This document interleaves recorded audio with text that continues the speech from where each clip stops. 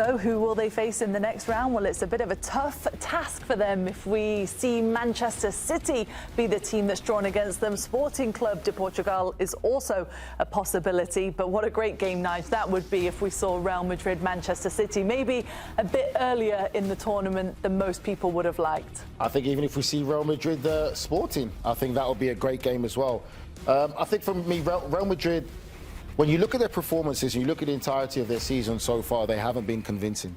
Even in the game today, they started so open, so vulnerable at times, where Benfica had some real good opportunities that I would say that this is one year where we could say, we always used to say, oh, you can't write out Real Madrid, you can't write out. This would be the year I say, you can write out Real Madrid. Were you concerned for Real Madrid in moments today? I am concerned for Real Madrid. I don't think, for me, they're as strong defensively as a unit to be able to hold out against top Even if they've got everyone back fit? Even if they've got everyone back fit, for me. I think that, for me, they're still very open.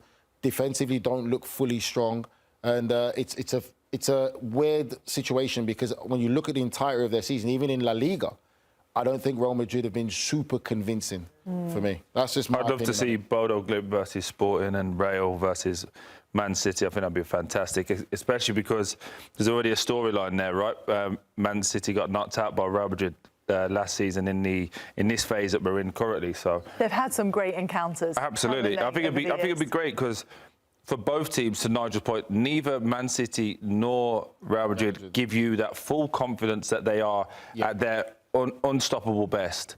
So it just made for a great game. I just think it'd be really exciting. But are they two examples of two teams that always come into their own in the second half of the season? We've seen it time and time again with Manchester City. Real Madrid is pretty much the same way, aren't they? We have, but then again, when you look at both legs in the Benfica game, I can only go on the body work of I've seen. I would not say Real Madrid was super convincing. I thought they were better, but I did watch more games. I did watch more games. I took that social. What were your thoughts on Real Madrid and their season overview? How confident are you feeling at this moment in time about their form that they're in after tonight's performance? I don't think they're great. I think you watch Real Madrid play and you're not confident. Anybody. I think if anybody that watches football says that Real Madrid is not playing well at the moment, not under Arbeloa, not under Xabi Alonso, they're porous defensively. Their midfield doesn't really give the game rhythm. They're still missing that music maker. And I think that's been a reality for a very long time. They haven't addressed it, not in the transfer window, not now, not in the transfer window before. And it's very difficult to remake this Real Madrid side. So, like the one thing that I think, if you ask me, can they win the Champions League? It's purely based on aura. And that's not a good thing. If I were to base it on football, no. I don't think they can get it done. Last year, it was the same thing. I think last year, the reason why we gave them an edge when they played against Arsenal, it's because they're Real Madrid. But then when it came to football, Arsenal took care of business. I don't think they're better than the team from last year. Well, how concerning is that, though, by the way, Nigel, given the players that they've got this season, and especially with the likes of Kylian Mbappé, and on paper, one of the most strong teams in Europe? I think last year, for me, they were better organised. That's what I look at the Real Madrid side there. There was a better organised, defensively more solid, bit more difficult to beat, but there was that basic foundation there. I don't see that same foundation without possession, how organised they are as a Real Madrid side. And obviously Mbappé comes into it. And again, you've got to give credit to the manager himself, Ancelotti, and what he does and what he's done in his career.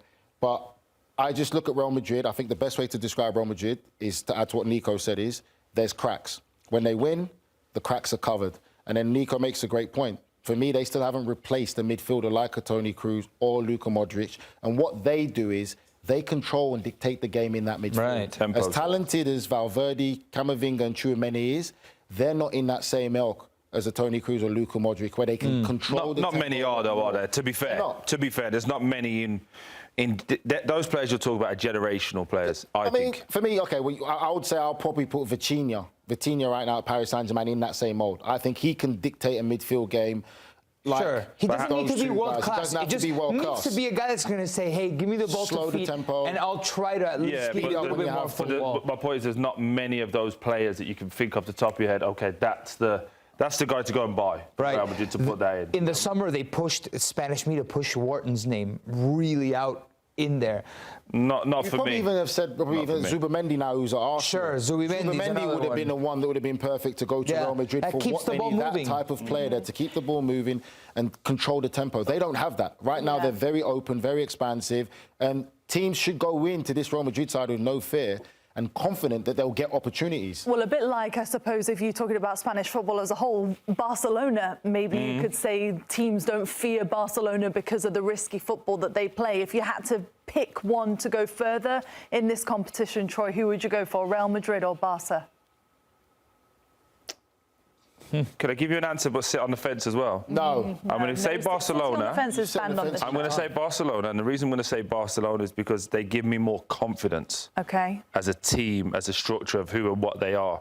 Because yes, that highlight, the defensive highlight is a problem, but when they've got Rafinha, Lewandowski, and Lamine Yamal, that normally gets negated because the pressure is so much on the back line. If they have one or two of those off, it becomes a problem. I disagree. So you're going to say Real Madrid go further? I'll pick Real Madrid to go further. As much as they've won, I would still pick Real Madrid to go further because Barcelona, you know tactically how to set up against them. Real Madrid, there's still that unpredictability about them. Yes, they don't play that risky high line. They're not great, but at least still they can be more... You know, you've just undone the whole of your last 10-minute argument, right? No, I haven't. You know that, right? I haven't. Can I add another layer to this question? If Barcelona gets PSG and if Real Madrid gets Manchester City, which one of the Spanish teams is more likely to get through? Quite interesting. If I will probably say I would favour Barcelona. To go through. Do you think Barca has more individual difference makers? They're playing PSG. Hold on. Well, you haven't asked me to see. Hold on. Nico. Help me out. So in the last three sentences you said, wait. Real Madrid have got Nash doesn't know who's in control. Hold on. Nico, tell the truth now, Mr. Golazo. Wasn't I criticising Paris Saint-Germain the entirety of the match to say how vulnerable and open they are? I think they've very also fallen vulnerable off a little bit. They fell off big time.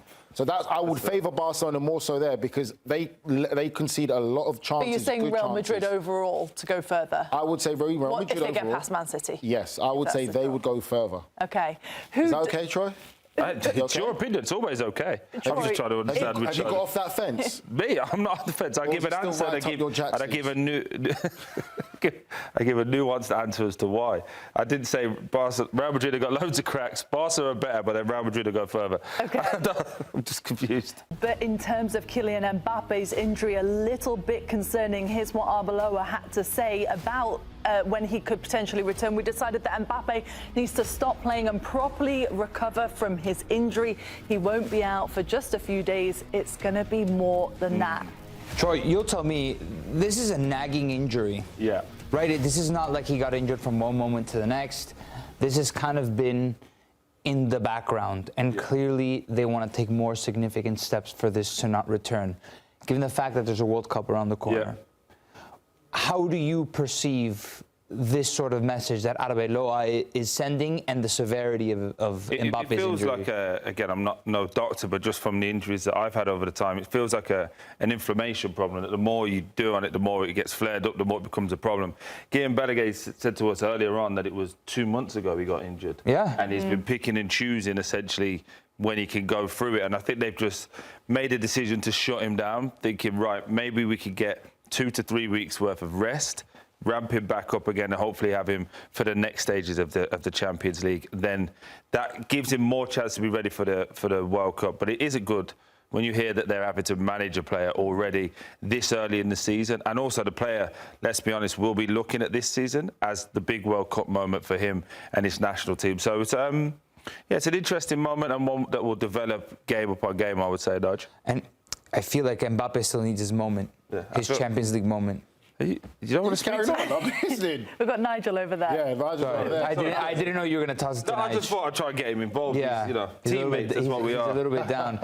Right, Nigel, Mbappe still needs his big Champions League moment with Real Madrid. He wants to win his Champions League for sure, but I think for me now, again, it's a really weird season in the fact of the World Cup's coming up at the end of this year, and I think a lot of these players now we're going to start saving themselves. And I'm not saying Mbappe is, but I think that will be a priority. Will Real Madrid be okay without Mbappe?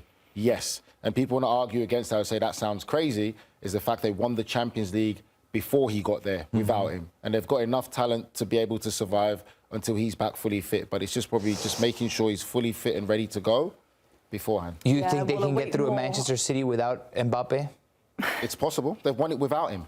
So why would you doubt them now? Different team. Completely different team to the one that is now. No Are you problem. kidding me? I still feel they can do it, yes. He's a different weapon, yes. But this is Real Madrid.